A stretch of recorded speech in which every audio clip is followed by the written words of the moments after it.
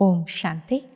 మురళి తారీఖు సెప్టెంబర్ 27, 2024. సాకారవాణి. శివ భగవాను వాచ.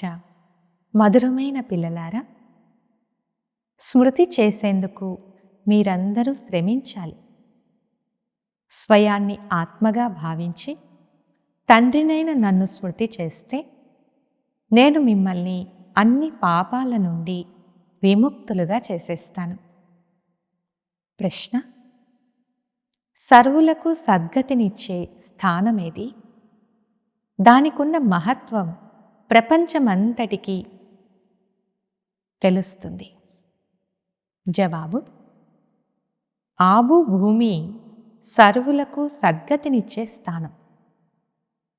మీరు బ్రహ్మకుమారీలు అనే పదానికి ముందు బ్రాకెట్లో ఇది సర్వోన్నత తీర్థస్థానమని రాయొచ్చు. మొత్తం ప్రపంచమంతటికీ సద్గతి ఇక్కడి నుండే జరగనున్నది. సర్వుల సద్గతి దాత తండ్రి.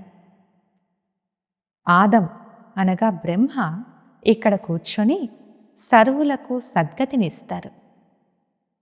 ఆదం అనగా ఆద్మి అనగా మానవుడు. అతడు దేవుడు కాదు. అతనిని భగవంతుడని కూడా అనజాలదు. అచ్చా, మధురాతి మధురమైన ఆత్మిక పిల్లలందరికీ బాప్దాదా గారి ప్రియ స్మృతులు మరియు నమస్తే.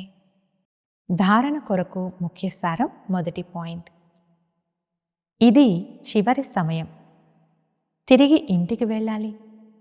కావున తమ బుద్ధిని నామరూపాల నుండి తొలగించి వేయాలి.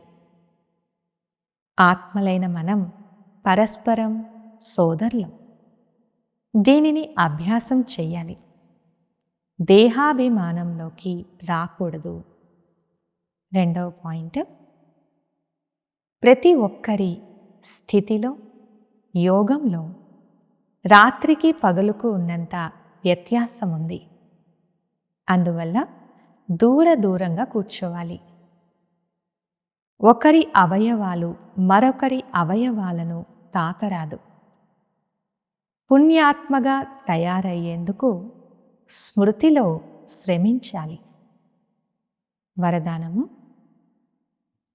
తండ్రి ప్రేమలో తమ ముఖ్యమైన బలహీనతను బలి ఇచ్చే జ్ఞానయుక్త ఆత్మాభవ. వివరణ: బాప్దాదా గమనిస్తున్నారు, ఇంకా ఇప్పటి వరకు చాలా మందిలో పంచవికారాల వ్యర్థ సంకల్పాలు నడుస్తున్నాయి. జ్ఞానయుక్త ఆత్మల్లో కూడా అప్పుడప్పుడు తమ గుణాలు లేక విశేషతల అభిమానం వచ్చేస్తోంది. ప్రతి ఒక్కరికి తమ మూల బలహీనత లేక మూల సంస్కారం గురించి తెలుసు కూడా. ఆ బలహీనతను తండ్రి ప్రేమలో బలి ఇవ్వాలి. ఇదే ప్రేమకు రుజువు. స్నేహి లేక జ్ఞానయుక్త ఆత్మలు తండ్రి ప్రేమలో వ్యర్థ సంకల్పాలను కూడా సమర్పణ చేసేస్తారు.